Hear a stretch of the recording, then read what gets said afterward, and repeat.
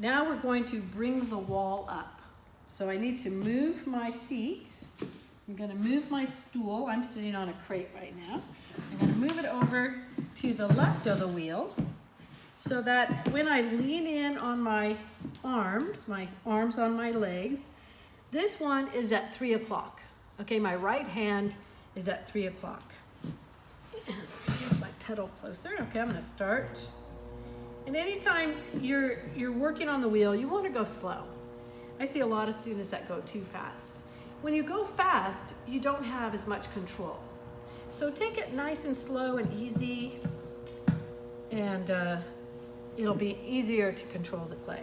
So now I'm gonna put some water on the lip so it goes inside and out. This hand is tucked in, this elbow's tucked in. I'm working at 3 o'clock. This hand is in, so the elbow is not on my leg. I'm putting my hand inside and turning it slightly so the clay is running against my fingers. Okay? And I'm gonna start down on the bottom and apply pressure down there. And as I get to where my fingers are opposite each other, the clay will start to move. And the inside hand is more about bracing. The outside hand is pushing against it, and I'm gonna feel that thickness form. So right here, the clay is starting to get thicker right there, and then once it does, I'm gonna bring both hands up together. You'll see it grow, get taller, until I get close to the top and allow my fingers to just come off together. If there's any water inside, I want to pick that up with a sponge and compress the lip. So because it's so short right now, I'm going to go back to bracing it with my thumb and my finger, and then pushing down on the lip here and compressing. And again, everything is slow. So every time you do something, you start slow and end slow.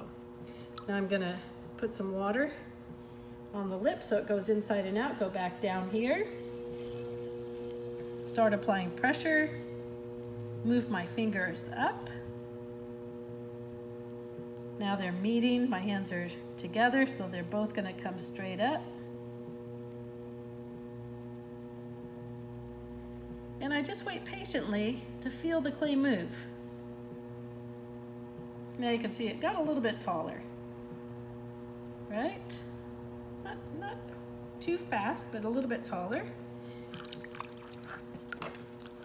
Okay. If your clay starts to move too much in, say it starts to get really small, that means that this hand is not bracing enough. Your outside hand is doing good at pushing, but your inside hand needs to brace so that the piece doesn't get smaller and smaller. Okay, so now I'm gonna go back down and start again and just feel. This is a good time. One thing I like to tell my students is to close your eyes. Close your eyes while you're doing this part of the throwing, because you can, your fingers, you can feel more when your eyes are closed. Now I'm closing my eyes, I'm feeling the clay move between my hands. Let's see how I do with my eyes closed. I'm bringing it up. I'm not sure if my fingers are at the same point. I think they are. And as I get close to the top, I can feel that top, and I'm just gonna ease off. How did I do? Pretty good. I think I did good, actually. So now I'm gonna pick up all the water on the inside and compress the lip. Okay. When I'm working with a larger amount of clay, I like to use this part of my hand, this little flap in there to compress, but it's not quite tall enough. So now I'm using my sponge. You can use your sponge going down your finger to direct it to the top, or you can just dribble water on there. Okay, so now I'm going back down here, applying pressure, and bringing up the wall.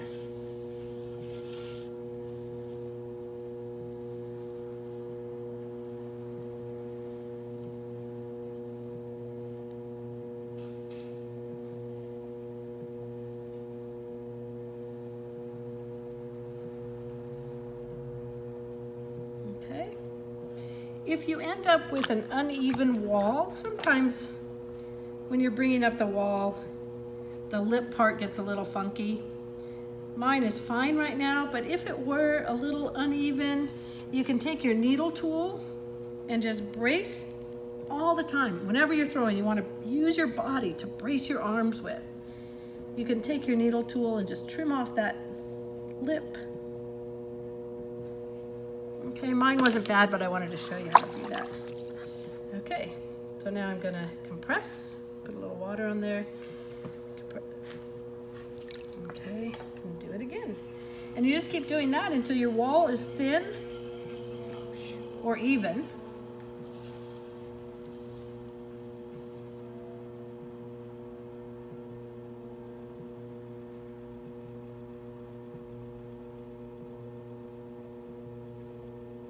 Okay.